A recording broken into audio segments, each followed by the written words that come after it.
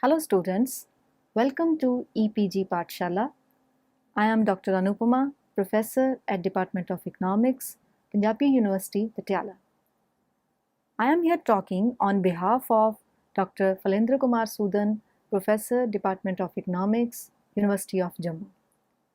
I am going to talk about the module Asset Adaptation to Urban Climate Change from Demography of Climate Adaptation. So students, we are going to discuss about the linkages between climate change adaptation and the lack of capacity building assets. The climate change has brought the unpredictability and increased intensity of floods, landslides, storms, droughts, heat waves, and a host of other life-threatening elements. These elements have become more and more common and frequent in the recent past as the climate change has been changing dramatically. The urban centers of low and middle income countries with high density of population have to suffer the most due to climate change. The service supply system such as water, drainage, medical facilities, etc. come under severe stress once the disaster strikes. The vulnerability of urban populations to climate change is significantly high. Over the past 30 years, there has been a dramatic upward trend in the number of people killed or seriously impacted by extreme weather events.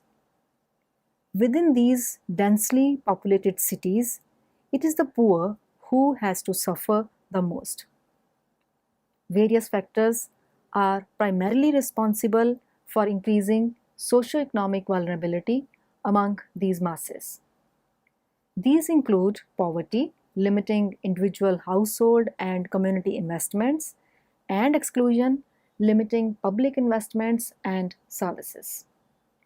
The varied effect of climate change on different regions and on different set of population has revealed new vulnerabilities and newer challenges that need to be immediately addressed. So with this background, this module aims to study and analyze the theoretical framework of climate change and its differentiated effect to provide a better understanding of linkages between climate change adaptation and lack of capacity building assets.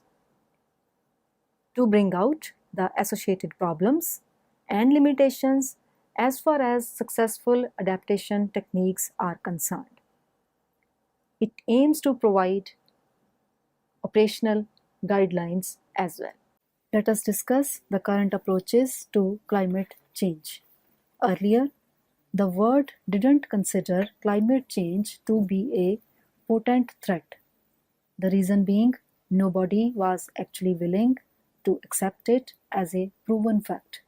It is only in the last few years or so that climate change is being considered as a severe aberration in the natural replenishment cycle of nature, which is largely human-induced. The counter strategies which were framed were focused on mitigation. The focus was on the strategies which could somehow lessen the severity of disaster. With the continuing of the discourse, the adaptation was also made part of the response strategy. In the current scenario, the climate change response approaches range from disaster risk reduction to adaptation and capacity building mode. The diversity of these approaches makes the climate change response system complex and interwoven. Asset Adaptation Framework. The Asset Adaptation Framework comprises two components that can be summarized in the subsequent words. The first relates to asset vulnerability analytical framework, in which the socio-economic vulnerabilities of various groups of people due to climate change is enumerated. The focus here is on the urban poor. The second relates to an asset adaptation operational framework that gives practical and applicable response solutions. These solutions consist of both the bottom-up and top-down approaches, wherein the contribution at the individual and community level is supplemented by the external agencies such as government, civil society organizations, and the private sector. Vulnerability is the principal factor determining the susceptibility of the lower income groups to climate change. Vulnerability is much more than the socio-economic deprivation. The actual vulnerability has a multi-dimensional facet.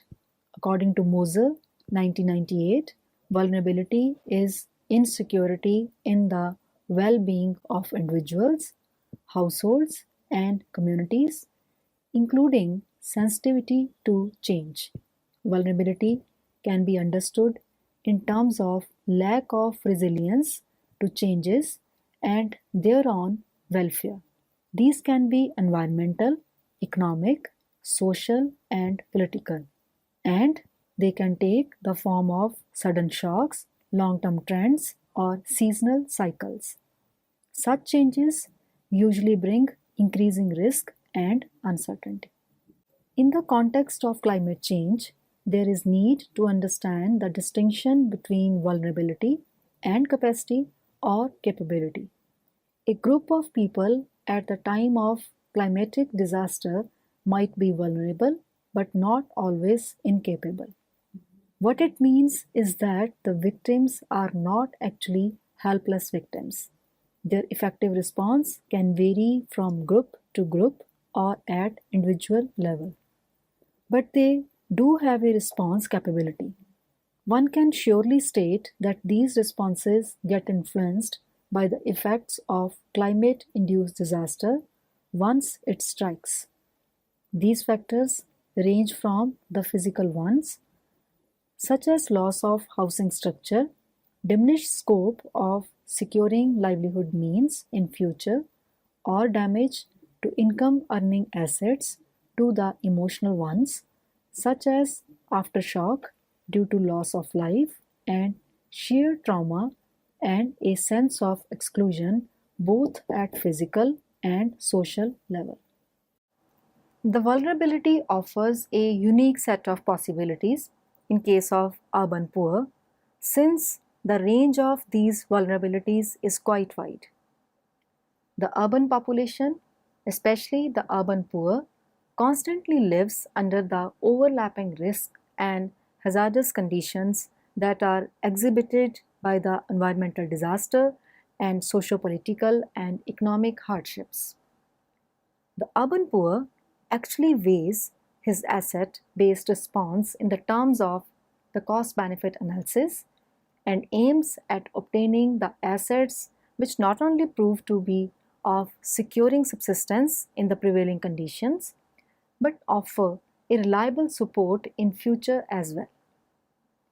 An asset-based vulnerability approach that incorporates social, economic, political, physical, human, and environmental resources allow for flexibility in the analysis and planning of interventions that is harder to maintain within a hazard-specific approach.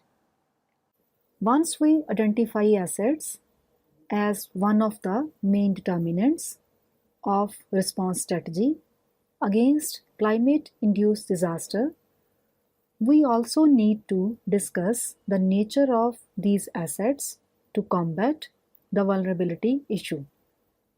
It is pointed out that greater the assets at the disposal of the person, less vulnerable he would be, and as the asset possession and access falls, the intensity of vulnerability increases.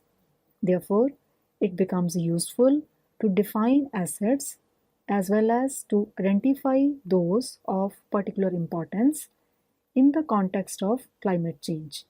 According to Ford Foundation, an asset is identified as a stock of financial, human, natural, or social resources that can be acquired, developed, improved, and transferred across generations. It generates flows of consumption as well as additional stock. These assets thus could be both tangible as well as intangible. These assets actually help individuals and communities to give an efficient response at the time of a disaster and help self-recovery. The greater participation of survivors in the decision-making and reconstruction process once the disaster strikes enables a faster psychological recovery, which in turn accelerates the rate of physical recovery. These assets prove to be crucial response systems at the time of disaster, and these in turn could be influenced by the mechanism of reconstruction process. For instance, poor support from administrative units at the time of disaster could establish poverty and further deprivation of the poor for years to come, thus making them even more vulnerable. Assets have been made integral to the concept of poverty for quite some time now, especially since 1990s. Assets are closely linked to the concept of capabilities.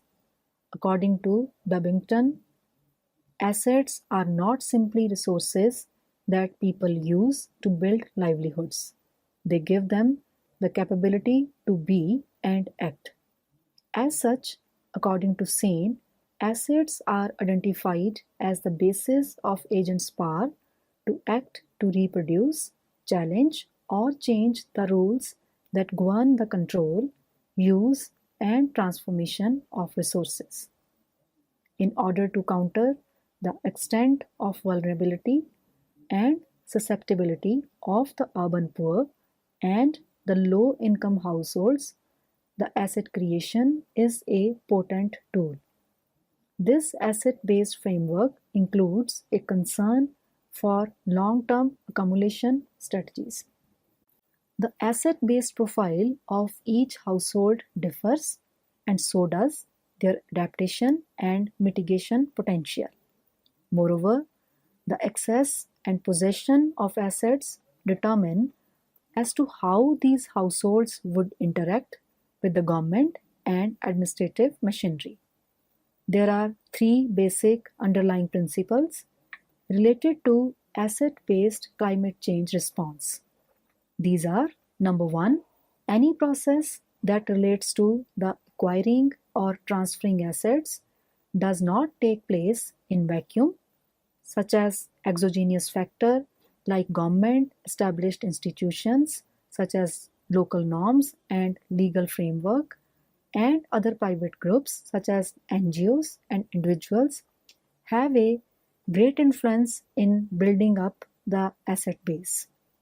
Number two, the context under which the asset creation and asset adaptation takes place too defines the success or failure of such an adaptation. And number three, the asset portfolio of any given household is quite variable. That is, the asset portfolio tends to vary dramatically with respect to time and environment. Thus, any asset-based adaptation framework has to first identify the vulnerability factors that could be responsible for asset erosion.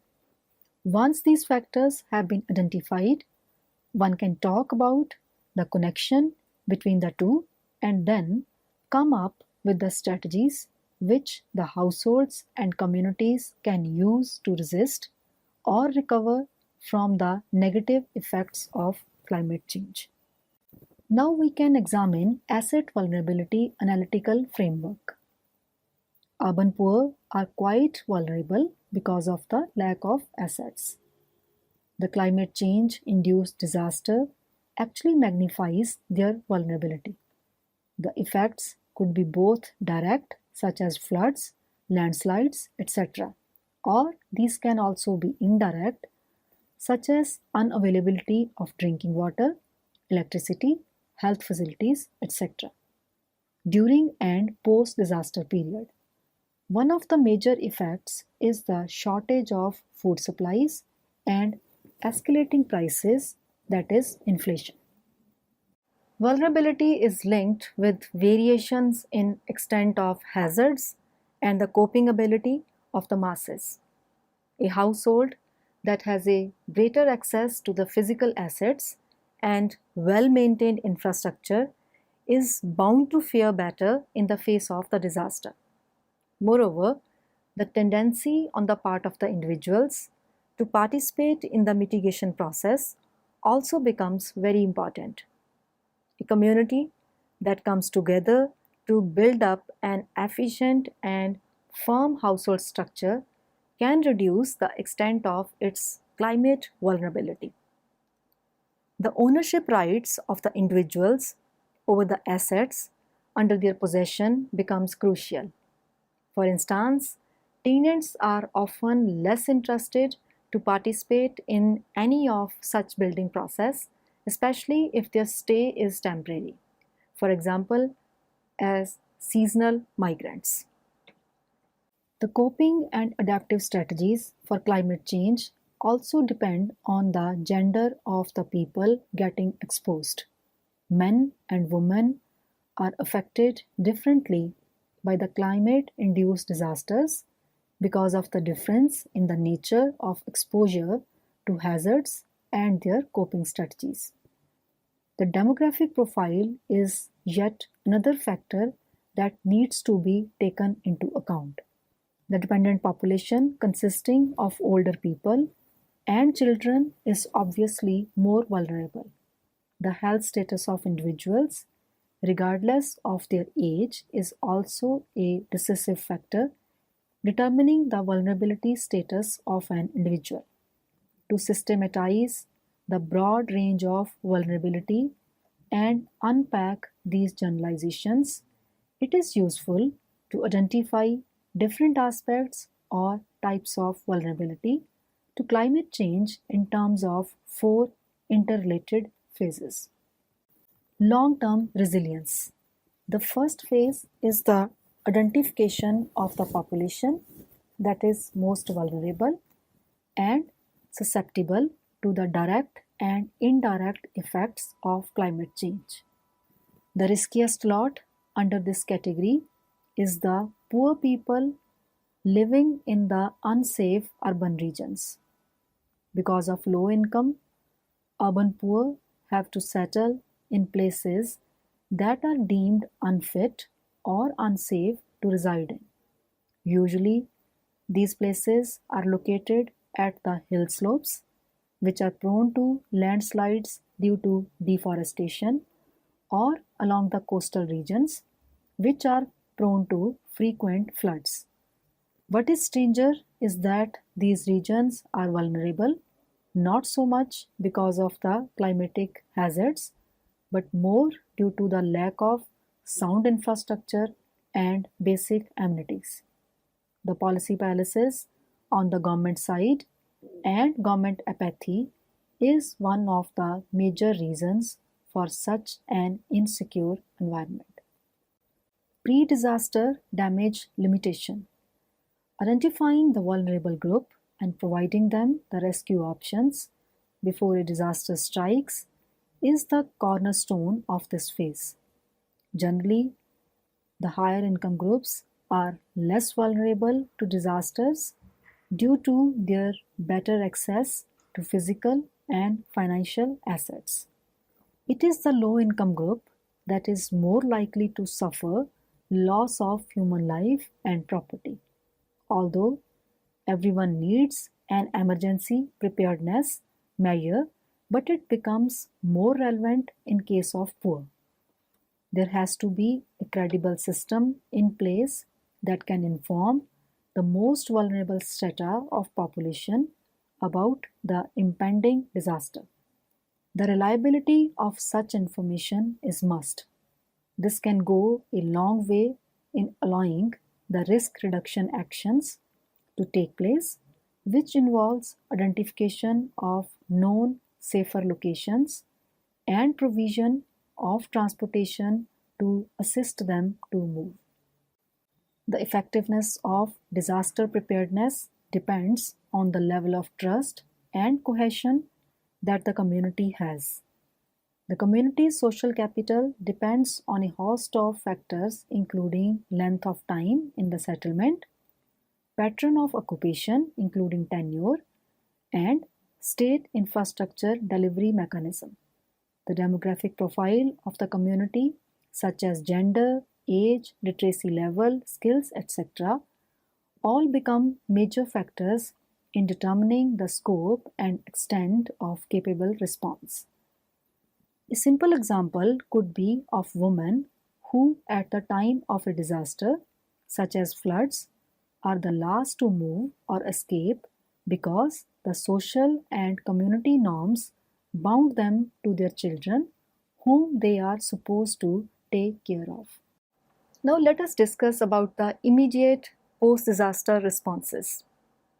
In the aftermath of the disaster event, the response of different groups needs to be understood. The different groups and communities respond differently in the post-disaster scenario. Certain factors such as age, sex, health status, etc. govern their counter tactics. The social factors such as social cohesion and social exclusion are also equally important. The dependent population consisting of older people and children stands at a much higher risk. The post-disaster eventualities could give rise to destruction of infrastructure and severe shortages of essential necessities of life. Moreover, the post-disaster events could cause serious safety and survival issues for the female population who are exposed to higher risks of gender-based violence, abuse, and maltreatment associated with displacement, household stress, or both. Rebuilding. The phase of rebuilding is very crucial. It determines whether the survivors of climate change induced disasters would be able to regain their ability to continue with their lives or not. It determines if the displaced would find rehabilitation or not, and those who have been hurt financially and have lost their assets would be adequately compensated or not. Again, the poor people are at the focus. They lack the necessary social voice to raise their concerns and are invariably at the losing end. The assets that get destroyed are seldom compensated for because they lack any insurance. Government also continues with inertia doing very little because the urban poor are rarely identified formally as the city residents. What is even more appalling is that once they get displaced, they find it difficult to come back to their existing places because the land mafias and corporate housing developers put a claim on these lands. A natural disaster moves the human settlements, and it is during this migration that the gender inequality becomes apparent and has defining impact on the response system. Women's needs and priorities are rarely addressed in resettlement accommodation, with particular problems faced by woman-headed households and widows. Women are bound to their houses and children by social norms, so they are less likely to migrate or shift easily. This puts them at a higher risk.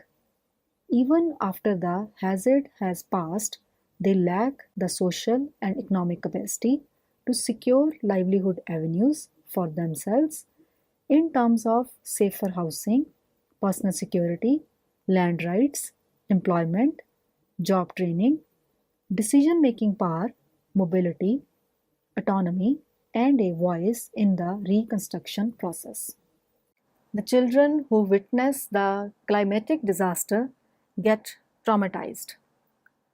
This can put lasting impression on their minds, which may cause greater physiological and psychological vulnerability to a range of associated stresses as well as long-term developmental implications of these vulnerabilities. The poor children who start their life in the shanty places with inadequate basic services find their struggle for existence getting even tougher by the added pressures of climate change. Community responses to climate change.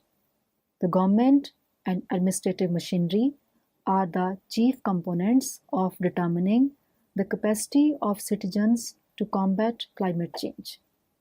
If the government fails to provide adequate infrastructure, institutions, support system, etc., at the time of a disaster, it would limit or even reduce the response capacity of people. Thus, there is a need to strengthen and augment the community level efforts and a platform where the individuals and government could come together to negotiate the policy decisions and even confront the government where the appropriate action is not being taken. Asset-based adaptation to build long-term resilience. The best strategy to avoid the loss from disasters is to build up a lasting resilience among the masses. This can be achieved by establishing a sound infrastructure and network of institutions that can ensure capacity building and can avoid the climatic events from becoming climatic disasters. There exists a gap between the infrastructure need and actual build-up due to lack of funds. Governments in these countries are busy catering to the basic needs of the masses, and infrastructure development takes a backseat. Asset-based adaptation to pre-disaster damage limitation. The precaution is always better than the cure. This idiom leads us to the second phase of pre-disaster damage limitation. A well-conceived and well-implemented warning and precautionary system can go a long way in minimizing the loss to life and property at the time of disaster. These set of interventions must be designed and put in place in a manner that they kickstart during the period before the disaster actually strikes, thus giving the rescue operators as well as people ample time and chance to safeguard their lives and assets. This becomes even more important in case of urban areas that lack the necessary infrastructure and set up for the long-term resilience. The past experience of the area in dealing with the natural calamity such as storm or flood can be handful in improving the strategy and support system, though the efforts could be belittled by the intensity of the climatic event. Asset-based adaptation for immediate post-disaster response. Once the disaster strikes, phase 3 of immediate post-disaster response starts. This phase deals with the period immediate to the event, while as the phase of rebuilding takes place once the things have settled. Moreover, the government and other institutions that are dealing with the two phases differ in most of the countries. Women and children are the most vulnerable population groups in case of a disaster. Thus, maternal and child care facilities, such as nutritional supplements, especially for the expecting mothers, and healthcare facilities take the top priority in the immediate aftermath of disaster. To address the needs of human capital, health interventions beyond the availability of health services and provision for personal safety and environmental health in post-disaster situations are often very inadequate, especially for children and girls and women. Awareness of the heightened potential for injury is also critical after an extreme event, especially where children are concerned, requiring careful assessment. Asset-based adaptation for rebuilding and transformation. The rebuilding and reconstruction process would give an opportunity to build cities that are more resilient to any future climate-induced disaster. It would help in building up a short as well as a long-term development mechanism, but this seldom is the case. Mostly every time a disaster strikes, newer loopholes take place of the older ones and the problem persists. The most important issue for the poor households is rebuilding their homes. Great importance and focus should be given to the gender-based reconstruction. Moreover, community level rather than individual level rebuilding methodology works better. A process that doesn't acknowledge this generally fails. So students, let us sum up what we have learned from this module. The 4 phases which we have discussed in this module have highlighted the importance of interventions during a climate-induced disaster with focus on the individual and community level response system. There is a crucial complementary role of city and municipal governments in adaptation and mitigation. It is also true that the most efficient strategy would be one where the government works closely with the vulnerable people in deciding on the response strategy. This also means that urban governments need support from national governments and the international agencies for successfully implementing the projects. So that's all with this lecture. I hope you must have enjoyed it. Thank you.